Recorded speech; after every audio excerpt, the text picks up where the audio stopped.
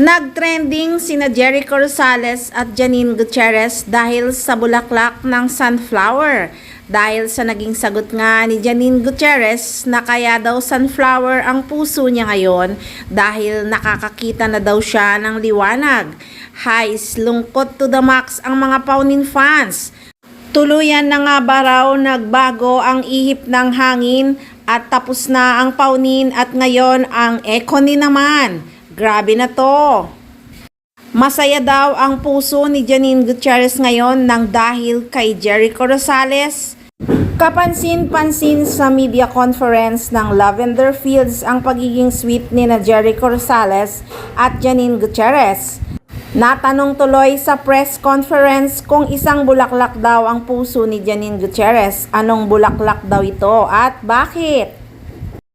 At sagot nga ni Janine, sunflower, kasi nakakakita na daw siya ng liwanag. Natatawa at kinikilig na sagot ng aktres. Siyempre, sinundan ng tanong kay Jericho kung anong favorite flower niya ngayon. Sunflower po, pabebe na sagot at nagboses bata ang sagot ni Jericho Rosales. Siguro sunflower. Why? Kasi nakakita na ng liwanag. Ang favorite flower mo, Echo? Sige, dalawang iyon.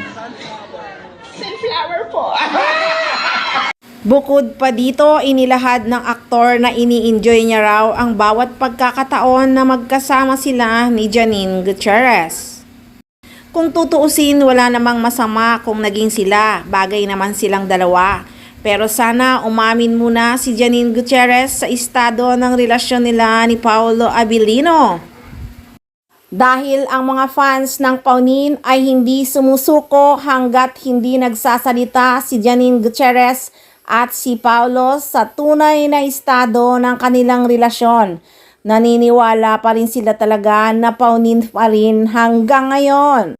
Matatandaan kasi na sinagot ni Janine Gutierrez noon kay Karen Davila nung nakita niya daw si Paolo Abilino ay nakakita daw siya ng liwanag. So ano kaya ang ibig sabihin ni Janine Gutierrez sa kanyang sagot na sunflower? Para kanino kaya ang liwanag na nakita ni Janine Gutierrez? Kay Paolo Abilino pa rin ba o kay Jericho Rosales? So aalamin natin yan kung kanino ba ang liwanag na nakikita ni Janine Gutierrez. Sa Paunin ba or sa Econy? Kaya tutok lang palagi dito lang sa Maarteng Machika!